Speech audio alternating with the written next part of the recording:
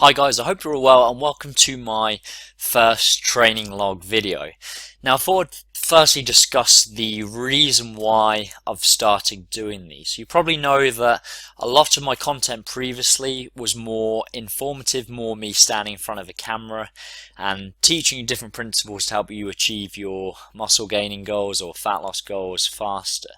However, one of the things I noticed when looking at YouTube and seeing kind of the popular YouTubers was there's a real demand for actually watching other people train, actually seeing what they're doing on a day-to-day basis, like the vlogs, etc. So there's a couple of people I know in particular very well. So Gordon Greenhorn, Harry Ranson as well. I noticed they started doing these vlog type videos as well. So something I'm going to consider. I think I'll start doing more of the training style videos first, and then I may transition to more of the vlog style stuff as well. Just maybe follow me around, maybe see some of the meals I'm eating on a day-to-day basis, learn more about myself. But the goal of this is really to allow you to see what I'm doing and then maybe model some of the principles I'm doing. I think a lot of people learn best like that. Instead of me talking in front of the camera, lots of people actually learn by watching, actually seeing what someone's doing and then modeling the principles. Now that's not to say that you should train exactly like myself, but hopefully there's some tips and nuggets that I can share with you I've learned along the way as well. So in today's particular session, I've actually just come back from a 2-week break to Mexico. So my brother just got married and it was an absolutely great trip. But unfortunately, the gym there at the hotel was pretty terrible. I think they had dumbbells up to about 14 kilograms and then a handful of machines. So it wasn't great, so still training, but couldn't really train lower body, hence why this particular session is going to be relatively light, just to get myself back into things. So I've got 2 of these sessions that are very similar, and then I'll be starting my proper routine the following week. So I got back Thursday last week. This was the Thursday session, and then I did another similar session on Friday, and then the following week, which I'll video, or certainly at least one of the sessions, I'll discuss what I'm trying to do, my specific goals. So one of the things you'll notice with my squat here, I don't know if you've got any golfers watching, but the analogy I like to use is when you record your golf swing and then you watch yourself back, you realize that what you think you're doing and what you're actually doing are 2 different things. And I can see a couple of weaknesses here with my squat. So I'm actually doing what's called a low bar squat, where the bar position is much lower down. It's almost on my rear delt, and this just allows me to go heavier because I'm using more of my lower back and my glutes and posterior chain within the lift. But there's a couple of things I can improve upon. One, you'll notice I've got this hyperextension in my neck as I come up. So I have a tendency for my neck to rise too much, but the one thing I'm going to be focusing on is actually keep my eyes more level, or actually look down slightly. And this is one of the good cues you can use if you're using the low bar squat. Not as much of an issue of using a high bar squat, which is a bit more straight up and straight down. But with the low bar squat, you're really focused on pushing them hips, steps back, and then your torso is a much more closer to parallel to the floor, whereas the high bar squat much more straight up and straight down. So one thing I'm going to be focusing on is actually keeping that head more neutral, trying to keep that head maybe looking down or at least looking forward, and focus more of driving up from my hips rather than just this almost hyperextension with my neck. Another thing you'll notice what I'm doing is I'm having a big deep breath, and then I'm focusing on pushing my abdomen into the belt, and this creates what's called intra-abdominal pressure. Now this has a significant difference for your squats and things like deadlifts, because it allows you to be more powerful, more explosive, keeps your back in a more neutral position, and you'll just generally be stronger. But likewise with my neck, I've noticed that I could be having a bigger breath here. So I'm still having a breath, but I should be having a bigger breath. I should be bringing more air into my lungs, and I'm trying to focus on pushing out from the stomach and bracing for the whole reps. You'll notice I'm holding my breath for the whole repetition, and I'm breathing out as I come up. And this allows you to be braced throughout the whole rep.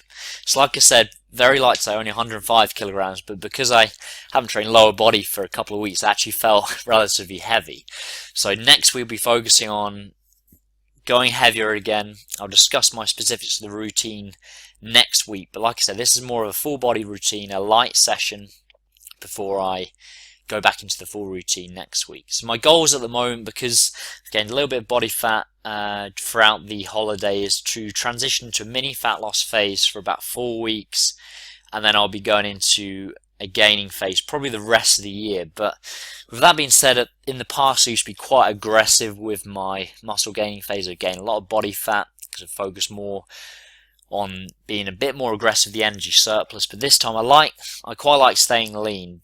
This has been something I've done more in the last year or so, so that's something I'll definitely be looking to maintain as much as possible. So still focusing on eating enough to make strength gains, but not really focusing on driving up the scale weight. There's obviously going to be some fluctuation with regards to the scale weight, but I'm more focusing on eating enough to recover from the session so I can make strength gains consistently. If I do that over several months and even into the years, then there's going to be some structural improvements. So one thing I'm also going to be focusing on is, this is something I've done probably the last 18 months, is more focusing on my weaker body parts within my routine. So in the past I'd get stuck in more of the basic traditional principles of hitting everything twice per week, which is more optimal for a natural trainee, but I wouldn't really place more volume on some of my weaker body parts. So my weaker body parts I've been working on this last 18 months, so is shoulders and arms. But seeing my back in this video, seeing that this is something I need to improve upon, I'm going to be adding back into another muscle group I want to improve upon within this kind of gaining phase. So I'll be doing more volume for back, more volume for arms and shoulders, and a little bit less volume chest and legs. Chest in particular is probably my strongest point in terms of aesthetics, not necessarily in terms of strength. So here I'm going light again, only about 85 kilograms, not particularly too heavy. And one thing I'm trying to do is focus on driving my feet underneath the bench, creating a small arch in my lower back, keeping my shoulder blades pulled back and keeping that chest nice and high. But likewise with the squat, seeing this video has made me realise that I could be doing a much better job of this. This may have been partly due because I wasn't going as heavy, but I really would like to see my legs more underneath the bench, squeezing them glutes as much as possible, and have a little bit greater arch there. Focus more on keeping them elbows tucked throughout, because you can just see them elbows flare slightly kind of midway through the repetition. So something I definitely need to improve upon. So hopefully as you see the videos, you'll see the improvements. And this might be worth doing yourself, videoing some of your key lifts. You'd be surprised that some of the things you see, often what you think you're doing is actually different to what you're actually doing. So again, very light again, so only 28 kilograms, not incline dumbbell chest press. Again, one of the things I'm focusing here, legs pulled underneath the bench, focusing more on tucking those elbows, and this just keeps your shoulders in more of a safer position. And then focusing on driving the dumbbells together at the top of each repetition. So as I said, chest, my strongest body part aesthetically, but arms, shoulders, back is what I'll be really focusing within this next gaining phase. So notice here, this is probably the only time I'll ever do supersets. So supersets is basically doing one exercise, then another one immediately, and then you're resting and then repeating. Or you might do like a tricep where you 3 exercises back to back. Don't like doing this because for the most part you'll be weaker, and as a result volume will be less. So for example, if you did say dumbbell incline chest press and then a dumbbell fly, when you return back to the second set for dumbbell incline chest press, there's no way you're going to be using the same loads and reps. You will definitely be stronger by doing straight sets. So by doing supersets with the same muscle group, I'm not a huge fan of. However, when I train arms, which you'll see now, so apologies for the poor camera angle, this is something I'll be trying to improve upon. So when I train arms is the only time I'll superset, just to save time, and because you're using opposing muscle groups, obviously when you're doing triceps, biceps are resting and vice versa.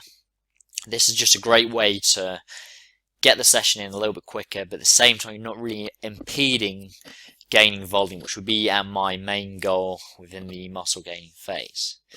With that being said, within that fat loss phase for that 4-week block, I should continue gaining strength, just because I basically come back from gaining a little bit of body fat, not been training properly for 2 weeks, even though I haven't been training just because the gym was poor, I should be able to kind of regain some of that lost strength from having a 2-week break. I've found previously when I have a week break, you shouldn't really lose any strength at all, but 2 weeks, there's a little bit of regression there. I found in this session, the session on the Friday, and this is actually Monday I'm recording this, and I've trained this morning, definitely feel weaker, so hopefully in a couple of weeks my strength will be slowly returning. So one thing I'm doing here, so very basic, just seated dumbbell curls, and I'm focusing, if possible, trying to keep my torso as straight up. You notice there's a little bit of body movement, which is fine, as long as it's not too dramatic. As soon as you start increasing the dumbbells, there's going to be a little bit of body sway and momentum, but you're really trying to minimize that as much as possible. And I think so. Here I'm doing dumbbell hammer curls, seated with slight incline. So I really like these just because you're almost in a disadvantaged position with the incline rather than doing them standard or seated, which you can do. I just like the feeling of this, and I think that's an important point, because even though the foundation of your routine should be built around the big key compound lifts, so squats, deadlifts, bench press, overhead press, those are kind of mandatory lifts within any routine, or variations of those lifts. Whereas with your accessory work, do exercise you enjoy, because the real key is the execution. When I say execution, I mean focusing on progression with those specific movements, rather than trying to find the perfect bicep or tricep exercise. Just pick a handful, select a few, focus on kind of different angles. So focus on a handful of exercise for each different body part for your accessory work, and just focus on progress, focus on progression over time, more repetitions, trying to get stronger, focus on volume increasing over time, which is sets times reps times load. If you do that consistently over a long period of time with a energy surplus in food intake, you will see progress. So I think a point I just want to make is I've got almost 8 years training experience now. So I started training when I was 16, and I'm 23 now, almost 24. And the more advanced you get, the slower progress becomes. So I think the key is just trying to realize that and just to accept that. So now my real focus, especially when I transition to the muscle gaining phase, is more progression in the gym, rather than seeing the day-to-day changes in the mirror, because they're not going to happen. They're not going to be as dramatic as, say, if you're an intermediate or beginner, where you can pretty much see progress in the mirror through month to month, especially as a beginner. But as you become more advanced, it does become much more difficult to see progress in your strength gains, volume gains, but also kind of aesthetically in the mirror. So on kind of progression over time is kind of my main focus at the moment. So finished off with some tricep pushdowns. One thing, again, like I said, a little bit like the squats, I'd like to see myself a little bit closer to the stack, and I'd like to see my shoulders and elbows pull back a little bit more. You really want to focus on keeping them elbows back, the shoulders back, and then just focus on the elbow extension. So that's something I'll be working on, which I wasn't doing very well in that first. A little bit better with this one. And that is pretty much the end of the video. So this one was more of a kind of introduction video, like I said, because this was like a light session, wasn't really a sample session as such. But when I do that over the coming weeks, when I start recording more of these videos, I'll be a bit more in depth in kind of the sets and reps, loads I'm using, how I set up the training in terms of hitting different muscle groups multiple times per week, focusing more on my weaker body parts.